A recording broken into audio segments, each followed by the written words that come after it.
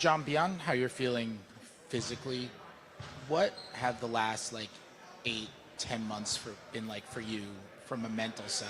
Not being able to play, not being able to participate how you want, and just kind of not being able to play basketball like you have for 20 some odd years. It's been very tough. You know what I mean? But I think like having my family, my friends, my son, my girlfriend, my homeboys, all that. They kind of kept me level-headed. I mean, it's a tough process, but it's something I've been through before.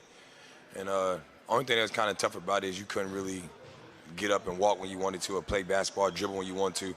So now I'm in the fun aspects of rehab and process that I am now, so it makes it a lot easier for me. John, given your current circumstances, how do you intend to go into the season this year, leading your team as best as you can, given your circumstances? Just be a leader. Just be somebody that can talk to these people, talk to my teammates through anything. Brad's been a heck of a job, been stepping up and being a leader for these guys, and my job is to try to help as much as possible from my experience I have of being in the NBA for so many years. And all the guards that need help, or the younger guys in Rudy and Sko and those guys and Justin Robinson, whatever they need help with, and just showing them the way I attack my rehab is with hard work and dedication. That's how you should attack every day at practice and every game that you do. So I'm basically like a coach this year. Besides coaching, which could be a motivation, rehabilitation is very hard, as you already said. Do you help yourself in this process by having the mentality that I'm going to come back, or do you not want to tease yourself and just think, I'll take however long, and even if that means I miss the season? I'm in no rush. You know what I mean? Only me can know how my body feel. You know what I mean? Everybody has a deadline of, okay, at the year point, you're supposed to be back playing basketball. It doesn't always work that way. And whenever the doctors clear or anything like that, it's all up to John Wall, how your body feeling. Do you feel like you can go out there and play the game that you love at the highest level? So I'm in no rush. And in my rehab process, I'm in a great space right now. I'm doing a lot of fun stuff that I like to do. So I'm fine.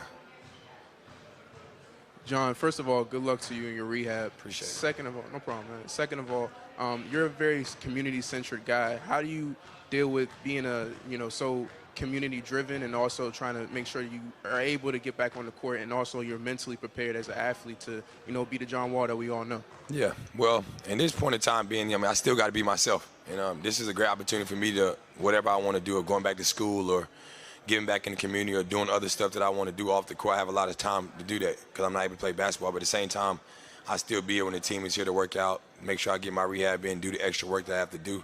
But at the same time, me, John Waller, what I do off the court has been in the community. That's still going to be an aspect that I really want to hit at a high level, because that's something I love to do.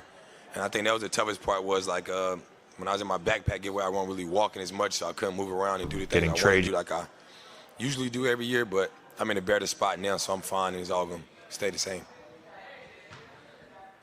John, first of all, hey, welcome back. When Ted Leonsis made the change at the general manager position in April, he talked about changing the team culture.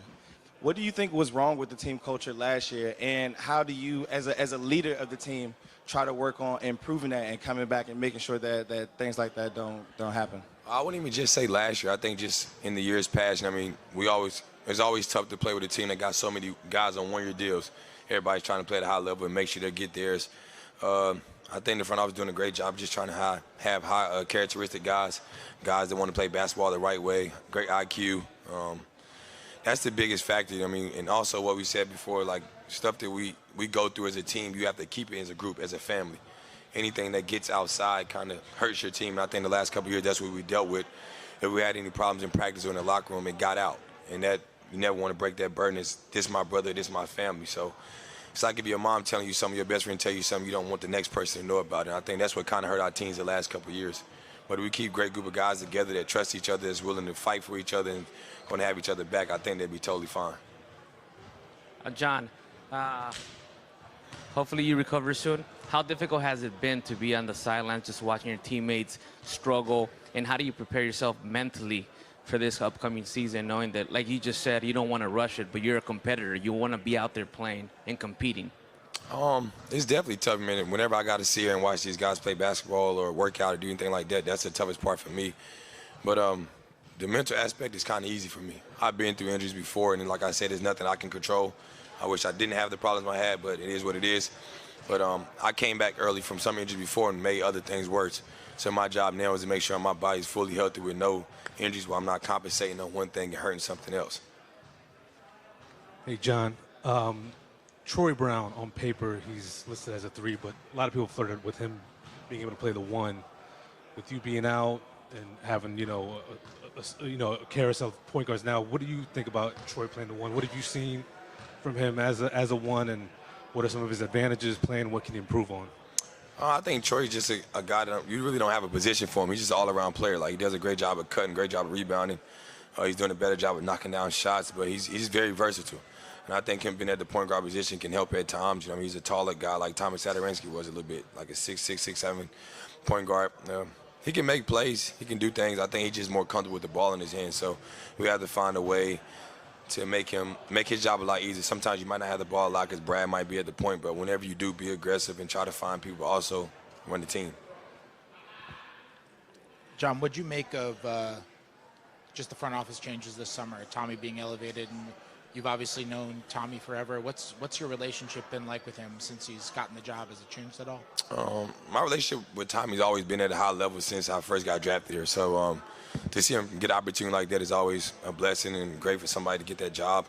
And now it's all to see what he can do with it. What adjustments can he make for the team? What can he do for the organization to change things around? It's a lot difficult and different without me playing, but I think he's doing a great job of adding the pieces he can. Believing in the guys that he did add and the guys that he did sign back. So that's a big key for, and that's a great stepping stone for where we're trying to go. And then just get the show on the road.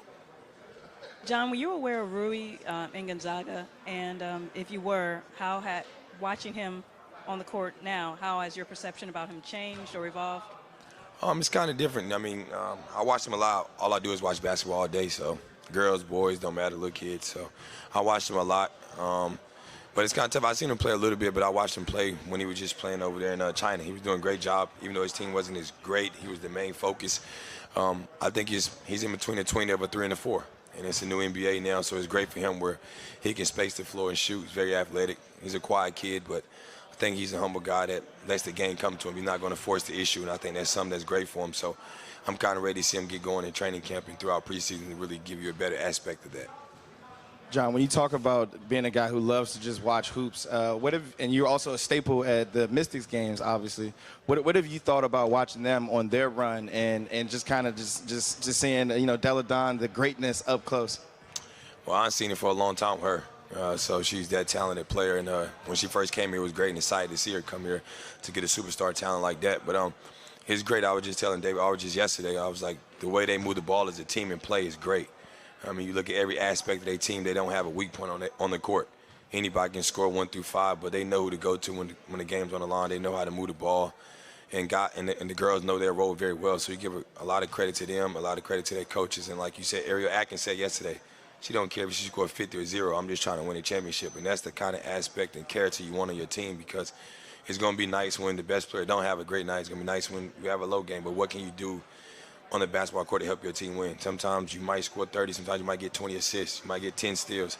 Those are the type of people you want to have on your team, and that's what they have. And I think they would have won it last year if Emma was playing. You see how different they are with her, so I think they got a great chance. They'll 1-0, they have to win 2 more. But it's been great to watch them run it back, like they said, and the excitement they have brought to the city. John, as a former first round draft pick, what would you advise to Rui for his rookie season? It's a lot different now. The whole NBA has changed, so I think just come in and play your game. Be yourself.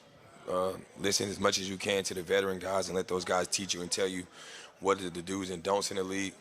Enjoy the process. It goes by very fast. I'm already in year 10. Feel like I got drafted yesterday. So that's the main factors I got for him.